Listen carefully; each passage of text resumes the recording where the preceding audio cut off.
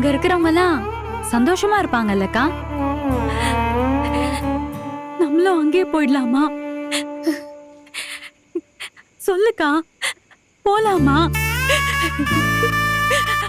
யமுனா, என்னடி ஆச்சு? என்னடி பேசிட்டு இருக்க? ஏன்டி இப்படி எல்லாம் பேசுற? எனக்கு பயமா இருக்குடி யமுனா. அக்கா, அழாதடி, அழாத please. யமுனா, யமுனா. நம்ம அப்பா ஏன்க்கா நம்மள விட்டுட்டு போனாரு? ஏன்க்கா?